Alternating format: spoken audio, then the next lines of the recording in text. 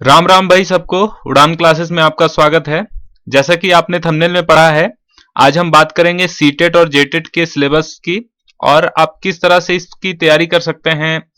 कौन कौन से बुक्स मार्केट में अवेलेबल हैं, ऑनलाइन क्लासेस दोनों के लिए कहाँ से हो सकते हैं, या फिर तैयारी आप सेल्फ स्टडी कहाँ से कर सकते हैं। ठीक है, वो सारी चीजों पर बात करेंगे। थोड़ा सा हम पहले ओवरव्यू ले लेते हैं, जेटेट और सीटेट क्या चीज है।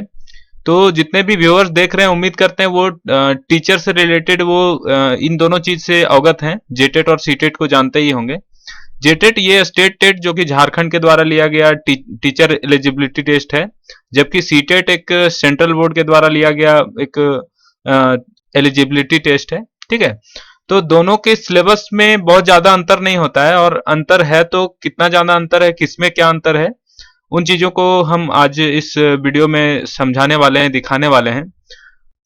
YouTube पर बहुत सारे वीडियोस मिलेंगे आपको चैनल में, ठीक है, लेकिन एक ऑथेंटिक जिस तरह से अगर सिलेबस की बात किया जाए तो उस पर हम बात करेंगे। तो चलिए आज की वीडियो हम शुरू कर लेते हैं। बेसिकली दोनों की जो एग्जामिनेशन है और जो पेपर है, जो सिलेबस है, लगभग सेम है, बहुत ज्यादा अंतर नहीं है। तो जेटेट के सिलेबस को जानने से पहले हम थोड़ा सा आपको सीटेट का सिलेबस समझा दें ताकि आपको समझ में आया होगा। हालांकि आपने सीटेट का एग्जाम दिया होगा तो आपको सीटेट का सिलेबस पता ही होगा। फिलहाल अभी थोड़ा सा मैं देख लेता हूं सीटेट का सिलेबस। तो ये जो आपके स्क्रीन में दिख रहा है सीटेट का सिलेबस है, ऑफिशियल वेबसाइट से डाउनलोड किया गया। तो ये पेपर 1 का जो सिलेबस है, ठीक है। तो इसमें से जेटेट में कितना अंतर होता है उस चीज को समझने के लिए इस चीज को पहले समझिए कि जो 5 सब्जेक्ट हैं पेपर 1 के लिए, child development, pedagogy, language 1, language 2, mathematics, environment science. अब इसमें लैंग्वेज 1 क्या होता है, लैंग्वेज 2 क्या होता है, आगे के वीडियो में हम बताएंगे। और ये जो मैथ है, मैथ में किस तरह के क्वेश्चन पूछते हैं 1 to 5 में, इन्वायरमेंटल साइंस ईवीएस का जो सिलेबस है उसमें क्या चीज है, ठीक है। तो आगे के वीडियो में हम देखेंगे।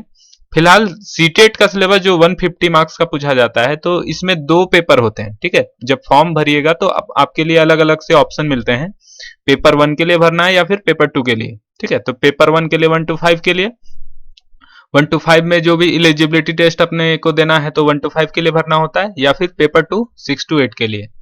दोनों में ही 150 मार्क्स का आता है। जहां बात करें पेपर 1 में जो 1 to 5 का जो टेस्ट होता है, उसमें जो सीडीपी होता है, लैंग्वेज 1, लैंग्वेज 2, मैथ्स और ईबीएस, ठीक है। मतलब ये 5 टॉपिक होते हैं, 5 मतलब सब्जेक्ट होते हैं। तो जो ये सीडीपी है इसमें से 30 नंबर का, लैंग्वेज 1 30 नंबर का, लैंग्वेज 2 30 नंबर का, मैथ 30 नंबर और ईवीएस 30 नंबर। अब ये जो लैंग्वेज 1 और लैंग्वेज 2 क्या है, ठीक है।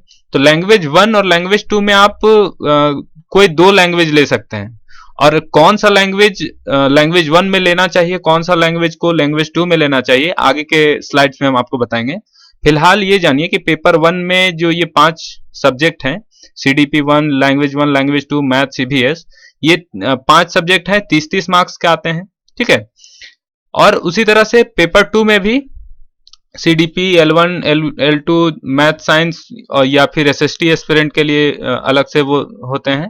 तो 30-30 मार्क्स का सीडीपी, लैंग्वेज 1, लैंग्वेज 2 और मैथ साइंस मिलाकर 60, या फिर एसएसटी एस्पिरेंट के हैं, मतलब कि जो आर्ट्स फैकल्टी के हैं, ठीक है। मतलब आर्ट्स फैकल्टी के जो टीचर हैं उनके लिए 60 मार्क्स का आता है, ठीक है। इतना मार्क्स का मार्क्स कंट्रीब्यूशन है। तो दोनों के लिए ही, मतलब झारखंड टेट और सी टेट, ठीक है, दोनों के लिए ही पेपर 1 और पेपर 2 ऐसे करके 2 फॉर्म अलग अलग से फिल करने पड़ते हैं। तो पेपर 1 और पेपर 2 दोनों के लिए जो होते हैं, पेपर 1 जेटेट में बात करें तो जेटेट में कौन कौन भर सकते हैं, तो डीएलएड वाले के लिए ही मेन ये होता है। लेकिन हालांकि पिछले साल से ये डीएलएड के अलावा बीएड वाले को भी मिलने का चांस, मतलब भरने का चांस मिला है, ठीक है। और जबकि पेपर 2 की बात करें तो इसमें भी बीएड वाले को भरने का ये होता है, बीएड वाले के लिए है पेपर 2। लेकिन फिलहाल अभी सीटेट में ऐसा कर रहा है कि डीएलएड वाले भी भर रहे हैं, ठीक है। बाकी जेटेट क्या करती है वो अभी अगले नोटिफिकेशन के बाद ही पता चलेगा। फिलहाल अभी हम सीटेट में जो जो इस तरीके से एग्जाम लिया जा रहा है उसी को मान के चलते हैं कि हम इस तरह से भी जेटेट में भी आने वाले एग्जाम में देखने को मिलेगा। फिर सीटेट का भी बात करें तो पेपर वन जैसा कि सेम जैसा जेटेट में चलता है उसी तरह से इसमें भी चलता है, सीटेट में भी। ठीक है, तो जेटेट का जो सिलेबस है पेपर वन के लिए, जो कि CDP, language one, language two, Khortha, math और ईवीएस, मतलब कि इसमें खोरठा अलग से आ जाता है। ठीक है, तो इसमें मार्क्स किस तरह से कंट्रीब्यूट किए गए हैं? सीडीपी 30 नंबर, L1 L2 जो उसमें 30-30 मार्क्स के होते थे वो 15-15 मार्क्स करके 30 मार्क्स कर दिए गए हैं। और खोरठा जो कि ये इसमें से अनिवार्य सब्जेक्ट के लिए रूप में 30 नंबर का कर दिया गया है, और मैथ जो है 30 नंबर का, और ईवीएस 30 नंबर का। ठीक है, अगेन हम बताएंगे कि इस 30 में से कौन से टॉपिक पे क्या उसमें अलग से है, सारी चीजें बताएंगे। फिलहाल इतना समझिए कि पेपर वन में जो जेटेट के लिए होता है, एक खोरठा अलग से होता है जो 30 नंबर का अनिवार्य सब्जेक्ट है। बाकी जो L1 L2 जो सीटेट में अलग अलग से 30-30 होते थे वो दोनों मिला के 15-15 करके 30 कर दिए गए हैं, बाकी सेम है। ठीक है, और फिर पेपर टू में जो होता है 30 नंबर का सीडीपी, L1 L2 मिला के 30 नंबर, खोरठा 30 नंबर, और मैथ साइंस या एसएसटी मिला के 60 नंबर। ठीक है, तो इसमें भी उसी तरह से खोरठा को अनिवार्य 30 नंबर का, L1 L2 को जो 30-30 नंबर का था वो 15-15 मार्क्स करके 30 मार्क्स कर दिया गया है। तो इसमें बस सिर्फ इतना बदलाव हुआ क्या कि खोरठा 30 नंबर का उसमें ऐड कर दिया गया। ठीक, अब बात आता है सीडीपी का। ठीक है, तो मतलब कि सीडीपी का पूरे जो मतलब कोर्स में ये जो टेस्ट है उसमें सीडीपी को सबसे ज्यादा प्राथमिकता दिया गया है। मतलब सीडीपी का बहुत ज्यादा इंपॉर्टेंस है। क्यों? क्योंकि सीडीपी का जो मार्क्स कंट्रीब्यूशन है दिखने में सिर्फ 30 लग रहा है, लेकिन सारे सब्जेक्ट में कुछ कुछ मार्क्स जो हैं और भी छुपे हुए हैं। ठीक है, वो कैसे हम दिखाते हैं। जैसे कि 30 नंबर तो डायरेक्टली आपको पेपर वन और पेपर टू में पूछ लिए जाते हैं। ठीक, 30 नंबर का CDP directly child development pedagogy वो 30 नंबर के पूछे जाते हैं, जबकि 50 नंबर इनडायरेक्ट रूप से पेपर में भी पूछे जाते हैं। वो 50 मार्क्स कहां है सो दिखाते हैं आपको। जैसे कि 30 + 20 मतलब 80 नंबर, 150 में 80 नंबर डायरेक्टली सीडीपी से आ रहा है। मतलब ये समझ सकते हैं कितना ज्यादा इंपॉर्टेंट है पढ़ना। मतलब अगर टेट की तैयारी करनी है ना तो सीडीपी को कवर करना, सीडीपी की तैयारी अच्छे से करना काफी जरूरी है। ठीक है, मतलब 150 में 80 मार्क्स लाना थोड़ा आसान होता है बाकी के सब्जेक्ट से। क्यों? क्योंकि सीडीपी थोड़ा सा आसान समझा जाता है, लेकिन हालांकि उसमें से बहुत सारी चीज ऐसे होते हैं जो थोड़े टफ होते हैं। ठीक है, फिलहाल जो 30 नंबर होते हैं जो डायरेक्टली पेपर वन और पेपर टू में होते हैं, उसमें से 3 पार्ट में, 3 जो उसको डिवाइड किया गया है पार्ट्स में, child development, concept of inclusive education और लर्निंग पेडागोगी। ठीक है, अब ये जो चाइल्ड डेवलपमेंट है इसमें 15 क्वेश्चन, एक एक नंबर का 15 क्वेश्चन। ठीक है, 15 नंबर का। फिर concept of inclusive education, inclusive education में क्या पूछे जाते हैं, जो स्पेशल नीडेड चिल्ड्रन होते हैं ना उसके लिए जो क्वेश्चन बनते हैं उस तरह के 5 क्वेश्चन पूछे जाते हैं। फिर क्या है, लर्निंग पेडागोगी जो 10 मार्क्स के पूछे जाते हैं। ठीक है, अगेन इनके अंदर भी अगर घुसने के बाद पता चलेगा कि किस सेक्शन में किस तरह के क्वेश्चन मतलब कि उसके अंदर है। ठीक है, अगेन जो ये चाइल्ड डेवलपमेंट है तो इसमें जो 1 to 5 और 6 to 8, ठीक है, 1 to 5 में प्राइमरी स्कूल चाइल्ड के लिए जो उसके लिए डेवलपमेंट से रिलेटेड जो टॉपिक होते हैं उसको पढ़ना जरूरी होता है, और एलिमेंट्री स्कूल चाइल्ड के लिए जो 6 to 8 के लिए होते हैं उनके लिए कुछ थोड़ा सा एडवांस उसमें से जो टॉपिक होते हैं वो कवर करने होते हैं। ठीक है, फिलहाल जो लैंग्वेज 1 और लैंग्वेज 2 का जो आपके मन में ख्याल चल रहा होगा कि लैंग्वेज 1 और लैंग्वेज 2 में किस सब्जेक्ट को लेना चाहिए, और बहुत से आप लोग होंगे जो सीटेट का एग्जाम दे चुके होंगे और काफी कंफ्यूजन होता होगा कि लैंग्वेज 2 और लैंग्वेज 1 में उसमें जब कलर करना होता है OMR शीट, तो उसमें कलर करने में कई बार बहुत कोई मिस्टेक करते हैं, या फिर जब सब्जेक्ट जब भरना होता है एग्जामिनेशन के मतलब कि फॉर्म फिल जब करना होता है तो लैंग्वेज 1 और लैंग्वेज 2 चूज करने में काफी ज्यादा परेशानी होती है कि किस सब्जेक्ट को हमें लैंग्वेज 1 में चुनना चाहिए और किस सब्जेक्ट को लैंग्वेज 2 में। तो थोड़ा सा मैं आसान तरीके से समझाने की कोशिश कर रहा हूं।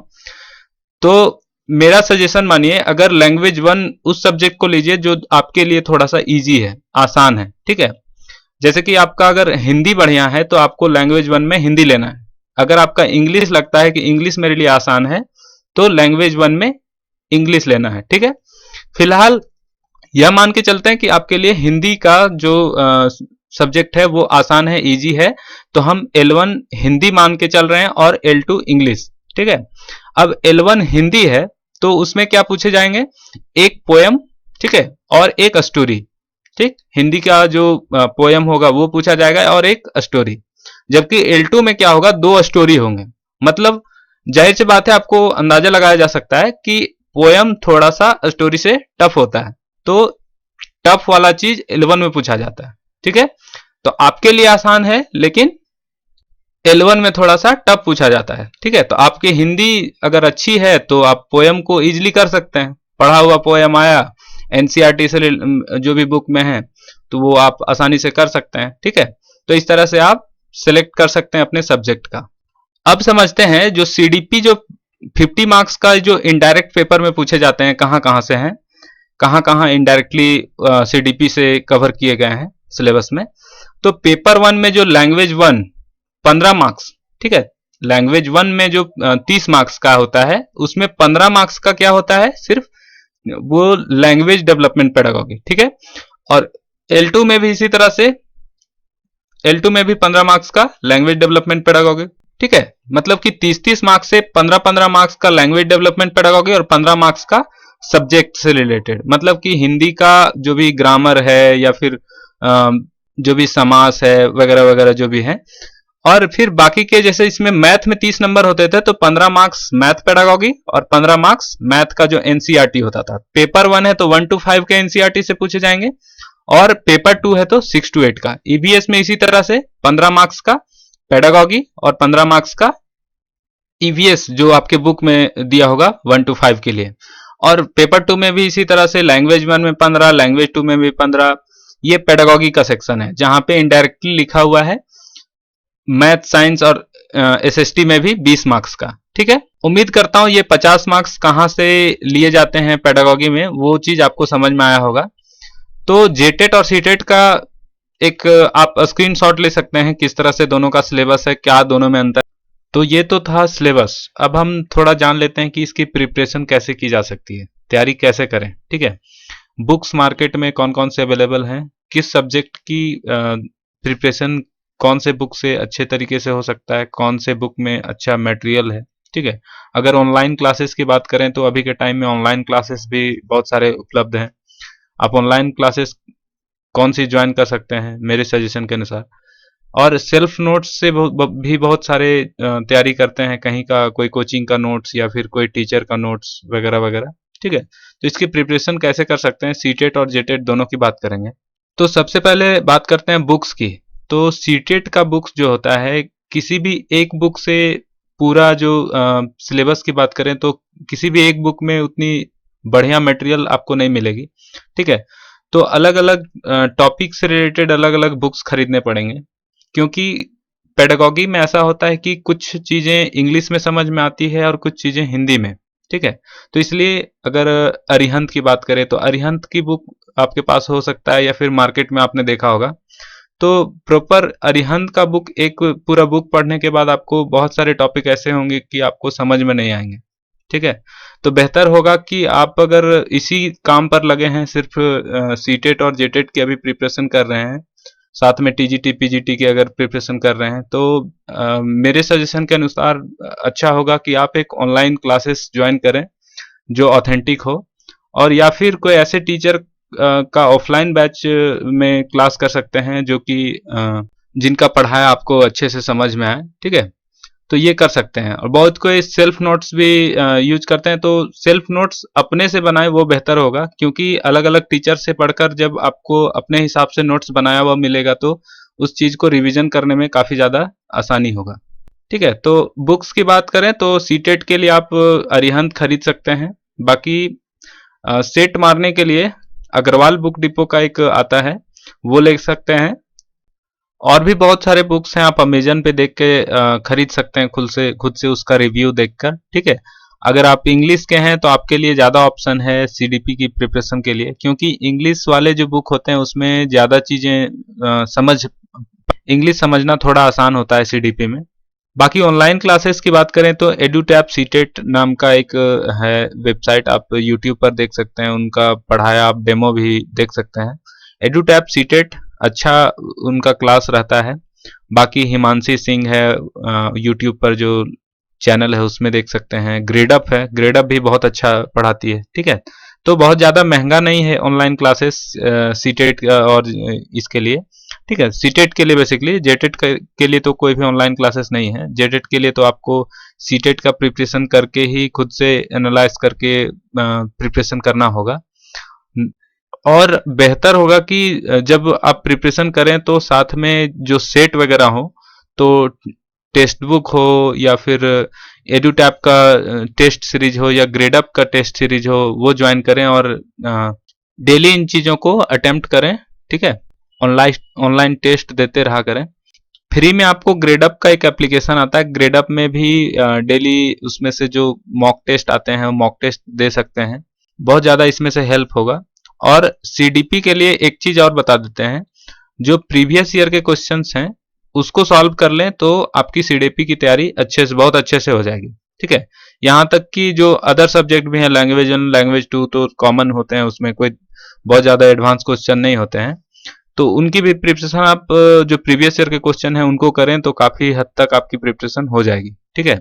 और जेटेट वालों के लिए बस इतना ही कहेंगे कि अगर आप सीटेट की प्रिपरेशन कर रहे हैं अच्छे से, तो आपकी जेटेट की तैयारी अच्छे से हो जाएगी। बस आपको एक चीज अलग से करना है, ये खोटा जो है उसकी प्रिपरेशन आपको करते रहना है, खोटा अलग से आपको पढ़ना पड़ेगा, ठीक है। खोटा का सिलेबस बहुत ज्यादा नहीं है, 2 महीने आपके लिए काफी है, और रिवीजन के लिए फिर बाद में 15 से 20 दिन काफी है। बहुत छोटा सा सिलेबस है खोटा के लिए, ठीक है।